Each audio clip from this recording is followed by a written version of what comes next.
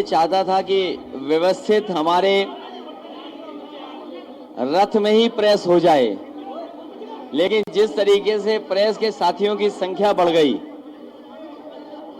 तो वहां व्यवस्था संभव नहीं थी, इसलिए आपसे यहीं पर बातचीत करनी पड़ रही है।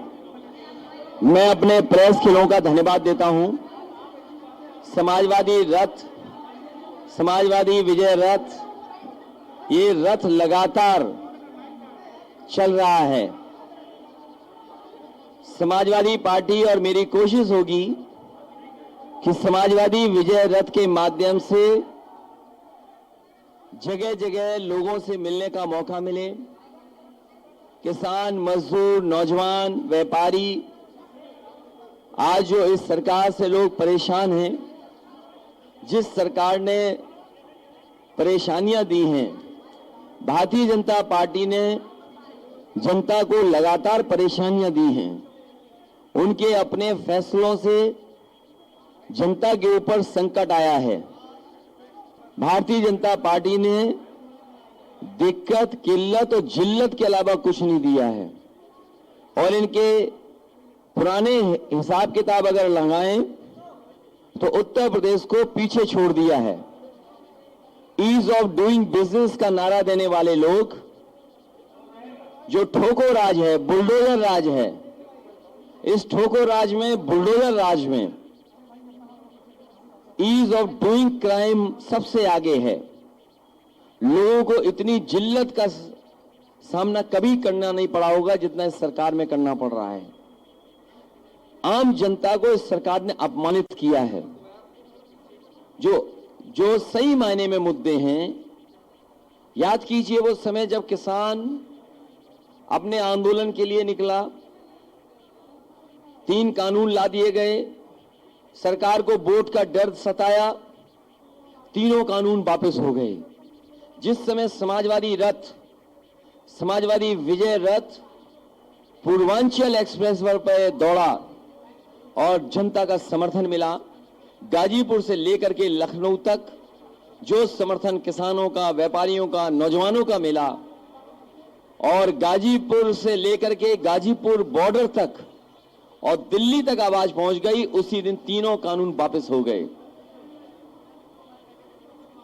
किसानों की हत्या हुई, किसानों का अपमान हुआ, किसानों को टेररिस्ट जैसे शब्दों से अपमानित किया सरकार ने, मवाली कहा, आंदोलन को कुचलने के लिए कीलें लगाई गई, बोल्डर लगाए गए, आरसीसी लगाई गई, पुलिस लगाई गई, सेंट्रल फोर्स लगाया गया, न जाने क्या क्या लगाया गया, लेकिन आंदोलनकारी पीछे नहीं हटे।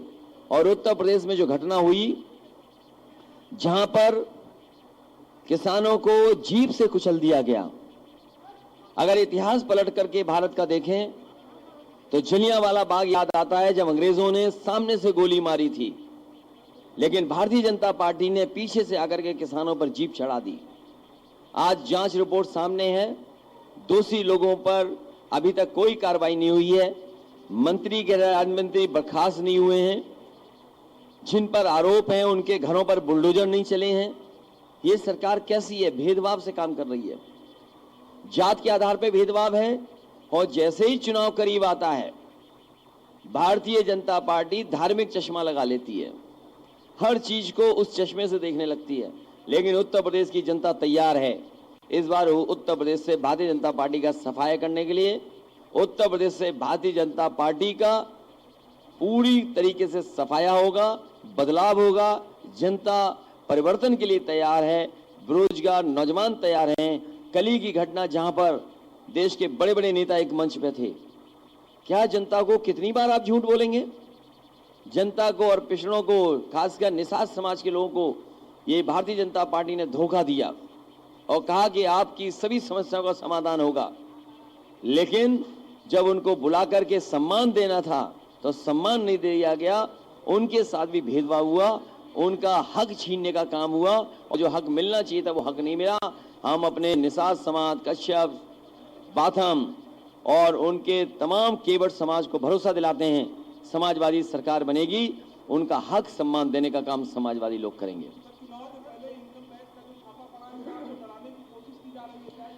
मैंने आपसे पहले भी कहा और अगर हर बार मैंने ये कहा कि उत्तर प्रदेश में जैसे जैसे भारतीय जनता पार्टी की हार और भारतीय जनता पार्टी को हार सताएगी, दिल्ली से बड़े बड़े नेता आएंगे।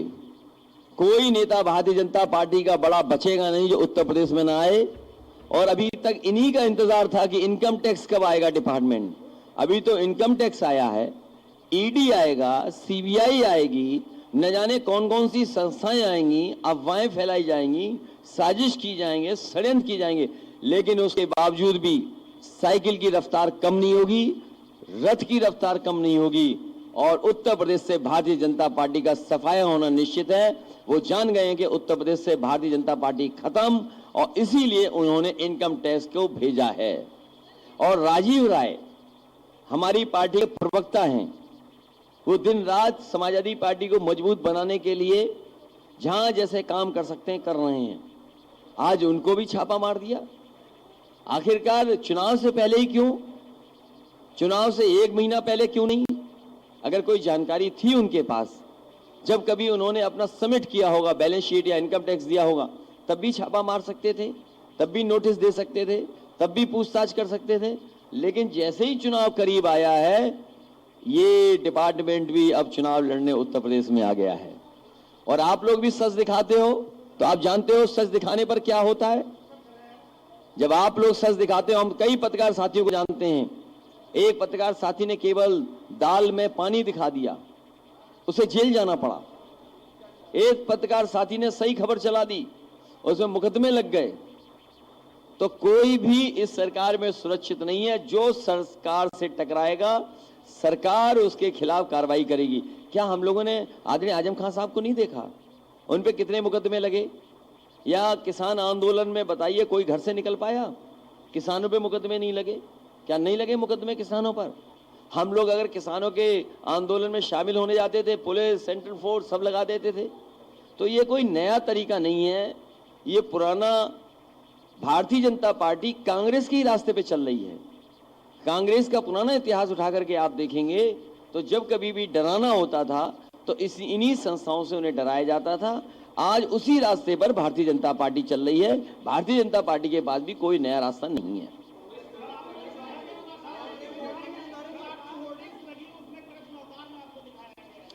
ये तो अच्छी बात है, ये तो अच्छी बात है। मैं उस कार्यकर्ता को बधाई देता हूं। कम से कम इनको जगाइए कि आज जरूरत है ऐसी चीजों की। भारतीय जनता पार्टी को जगाइए। ये जगाने के लिए पोस्टर उस कार्यकर्ता ने लगाए होंगे, लेकिन मैं उससे कहूंगा कि हम अवतार नहीं हैं, हम अवतार नहीं हैं। वो कृष्ण के अवतार, कृष्ण हैं खुद अवतार भगवान विष्णु के, लेकिन हम लोग अवतार नहीं है। वो हमारा कार्यकर्ता उतना ही समझदार है जितना भारतीय जनता पार्टी का एक नेता समझदार है, जिसने ये कहा था आजमगढ़ में कि रावण की जब मृत्यु हो गई तो उनसे विचार लेने कौन गया था? बताइए क्या कहा था बीजेपी के एक नेता ने? लक्ष्मण गए थे, भगवान राम ने लक्ष्मण को भेजा था, लेकिन बीजेपी के एक नेता ने कहा कि भरत गए थे। तो अगर बीजेपी के नेताओं को इतना ज्ञान है तो हम अपने भी कार्यकर्ताओं को समझा देंगे। बीजेपी अपने नेताओं को समझाए कि रावण की मृत्यु पर जब मृत्यु होने जा रही थी तो भगवान राम ने लक्ष्मण को भेजा था, भरत को नहीं भेजा था। इतना ज्ञान बीजेपी को है। कल बीजेपी क्या कह रही थी कि हम राम राज लाएंगे, लेकिन समाजवाद नहीं। जो समाजवाद का रास्ता है वही राम राज्य लाएगा। अगर समाजवाद आ जाए तो वही राम राज्य है, और बिना समाजवाद लाए राम राज्य नहीं आ सकता। ये हमारे बाबा मुख्यमंत्री को कौन समझाए? अभी एक बेटी हमें लैपटॉप दिखा रही थी। बाबा मुख्यमंत्री के सामने अगर लैपटॉप दे दोगे तो वो घबरा जाएंगे कि क्या आ गया। सोचो, जो मुख्यमंत्री लैपटॉप देख करके घबराता हो, वो लैपटॉप क्या बांटेगा?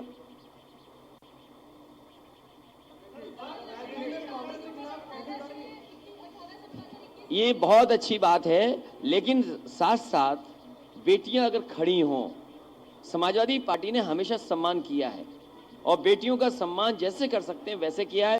आज बेटियों के लिए उनकी पढ़ाई का अच्छा इंतजाम, उनकी सुरक्षा का इंतजाम, उनके स्वास्थ्य को लेकर काम होना चाहिए। और 21 साल की उम्र हो गई है, तो कम से कम बेटी अपने पैरों पे खड़ी हो जाए। वो नौकरी और रोजगार भी सरकार को देना चाहिए, क्योंकि अगर समाज में वो अपने आप खड़ी होना चाहती है और उसको अगर एम्पावर करना चाहते हैं आप, उसको वो अपने हक के लिए खुद खड़ी हो, तो कम से कम उसको फाइनेंशियल भी ऐसा बनाया जाए जिससे वो खुद अपने फैसले ले सके। मुझे खुशी होगी जब 21 साल की बेटी को नौकरी मिल जाए, फाइनेंशियली सपोर्ट मिल जाए इतना कि वो खुद अपने निर्णय ले सके।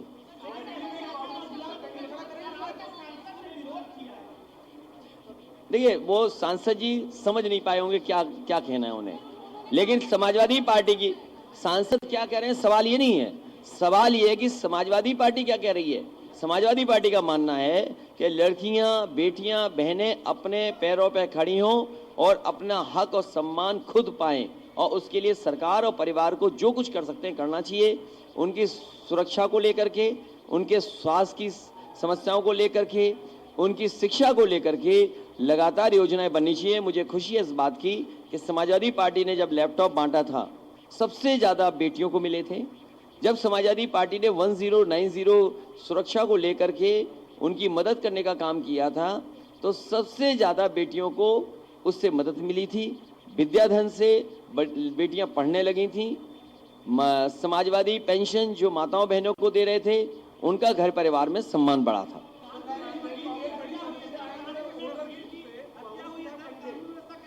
समाजवादी पार्टी सभी सीटें लड़ेगी। विधानसभा के चुनाव हमारे रायबरेली के पत्रकार साथी जानते हैं, लोकसभा की परिस्थितियां अलग होती हैं, विधानसभा की परिस्थितियां अलग होती हैं। लोकसभा में जब कभी भी निर्णय लेता है तो कांग्रेस का समर्थन कई बार किया है, लेकिन विधानसभा के चुनाव में समाजवादी पार्टी हमेशा लड़ी है, आने वाले समय में लड़ेगी और पूरी की पूरी सीटें जीतेगी। एक बार तो 5 जीत गए थे हम, 1 चूक गए थे। इस बार 1 सीट की भी चूक नहीं होगी, सभी सीटें समाजवादी पार्टी जीतेगी। समाजवादी पार्टी अपने पुराने कार्यकर्ताओं का सम्मान करेगी।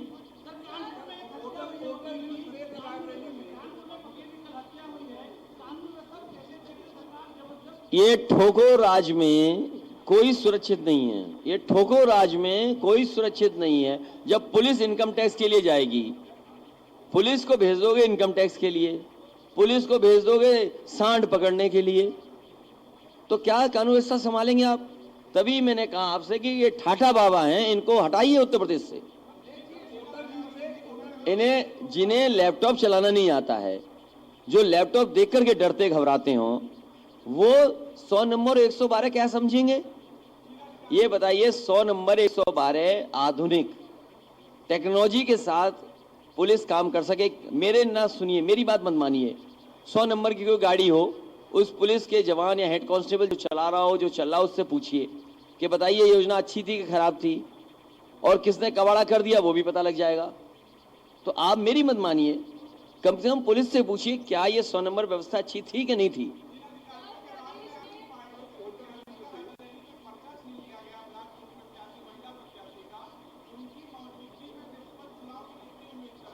देखिए, रायबरेली में हमारे पत्रकार साथी जानते होंगे, जात के आधार पर भारतीय जनता पार्टी ने अन्याय किया है। समाजवादी पार्टी अगर है और अगर उस पर मुकदमे लगवाने हैं, कितने झूठे मुकदमे लगाए सोचिए आप। जेल भेज दिए गए, और इसलिए जेल भेज दिए कि समाजवादी पार्टी के हैं। वो घबरा रहे हैं समाजवादी पार्टी के कार्यकर्ता नेताओं से, उन पे झूठे मुकदमे लगा करके कई महीनों उन्हें जेल में डाल दिया, और न केवल जेल में डाल दिया बल्कि जेल में भी अपमानित करने का काम किया। जो सुविधाएं जेल में मिलनी चाहिए वो भी नहीं सरकार ने देने दी।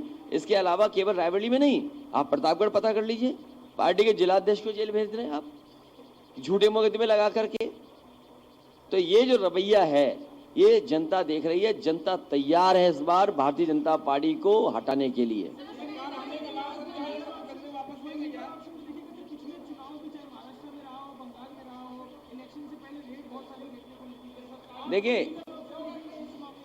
देखिए, ये कोई नया नहीं है और उत्तर प्रदेश की जनता जानती है। हमारे पत्रकार साथी जो पूछ रहे हैं, बंगाल के चुनाव में क्या हुआ, किस तरीके से केंद्रीय एजेंसियों का मिसयूज हुआ, किस संस्था का मिसयूज नहीं हुआ बंगाल के चुनाव में, परिणाम क्या हुआ, वहां पर जनता ने जवाब दे दिया। और वहां की मुख्यमंत्री आदरणीय ममता बनर्जी पुनः वहां की मुख्यमंत्री बन गई। महाराष्ट्र का भी उदाहरण है, जहां संस्थाएं जाती हैं, संस्थाएं न जाने क्या क्या करती हैं। क्या आपको वो मामला याद नहीं है, चिलम वाला मामला, जो चिलम में डाला जाता है, बंबई का? अरे भाई एनसीबी का नहीं, चिलम वाला एक मामला। अरे भाई आपने टीवी नहीं देखा कि किस तरीके से एक अधिकारी ने झूठा फंसा दिया किसी को? कौन नहीं जानता बताओ? वो टीवी पे कितना चला था केस, बताइए। और पानी का जहाज किसका था? पानी का जहाज उसका था जो भारतीय जनता पार्टी का सबसे समर्थक है। पानी का जहाज उसका था जिस जहाज पर ये पार्टी दावतें होती थी, वो भारतीय जनता पार्टी के समर्थक का जहाज था, पानी का जहाज। ये भारतीय जनता पार्टी नहीं बताएगी। क्या उस अधिकारी के खिलाफ कार्रवाई होगी? तो अधिकारी तो कठपुतली हैं। एक अधिकारी हम लाए थे यूपी में, उसने हमसे कहा कि जो कहोगे वो करेंगे हम। हमारी सरकार चली गई, उसने वही रटा हुआ था कि जो कहोगे वो करेंगे। तो बताओ आदरणीय आजम साहब को फंसाया कि नहीं फंसाया? उस अधिकारी को कैडर बदलने का काम समाजवादी सरकार में हुआ।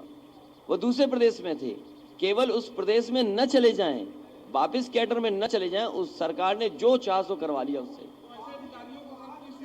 अरे पहले जनता से अपील करेंगे, ये जनता का चुनाव है, ये सीबीआई इनकम टैक्स का चुनाव नहीं है।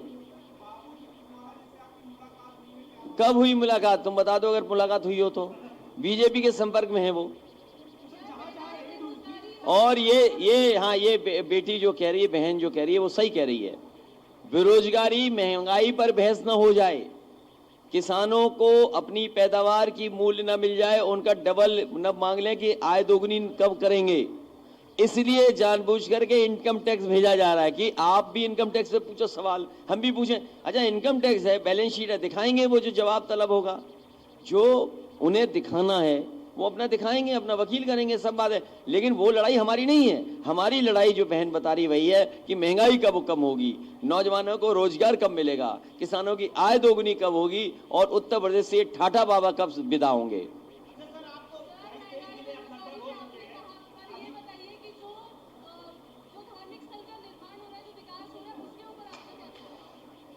इतने सवाल पूछोगी? ये धार्मिक चश्मा भारतीय जनता पार्टी जैसे ही चुनाव आता है लगा लेती है। ये बताइए, प्रधानमंत्री जी ने गंगा में डुबकी लगाई, हमारे उत्तर प्रदेश के मुख्यमंत्री जी ने नहीं लगाई। और कभी सोचो क्यों नहीं लगाई उन्होंने? क्योंकि हमारे उत्तर प्रदेश के मुख्यमंत्री ये जानते थे कि गंगा गंदी है, मां गंगा की सफाई नहीं हुई है। पूरा यमुना का गंदा पानी गंगा में जा रहा है, पूरा हिंडन का गंदा पानी गंगा में जा रहा है, पूरा काली नदी का गंदा पानी उसमें जा रहा है, गंगा में, पूरा गोमती का गंदा पानी गंगा में जा रहा है। वो हमारे माननीय मुख्यमंत्री जी जानते थे कि गंगा में पानी जो बह रहा है वो गंदा है, इसीलिए नहीं उन्होंने स्नान किया, न डुबकी लगाई। उन्होंने कहा प्रधानमंत्री डुबकी लगाए तो लगा ले, गंदा कहां पानी है। सवाल ये, आप समझते नहीं बात को।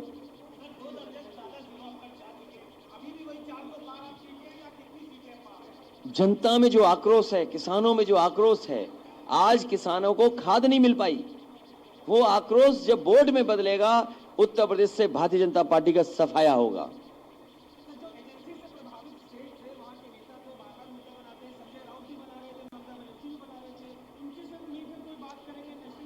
मैं अभी किसी से मिलकर के नहीं बात करूंगा, केवल समाजवादी विजय जनता में चलता रहेगा, और समय आने पर उन माननीय नेताओं से भी बात करेंगे, उनसे पूछेंगे उन्होंने इलाज क्या किया इनका। अगर उनके पास कोई इलाज होगा तो हम भी इलाज कर लेंगे उसी तरह का।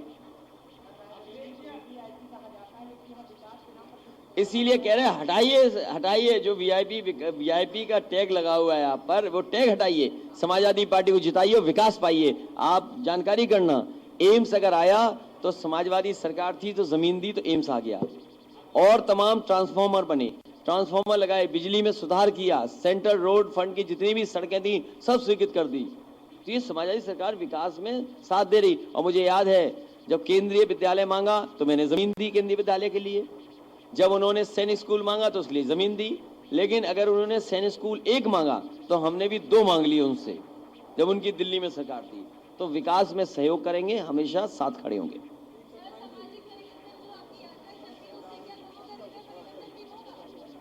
हृदय नहीं, भारतीय जनता पार्टी का सफाया होगा, इतना तो मैं जानता हूं।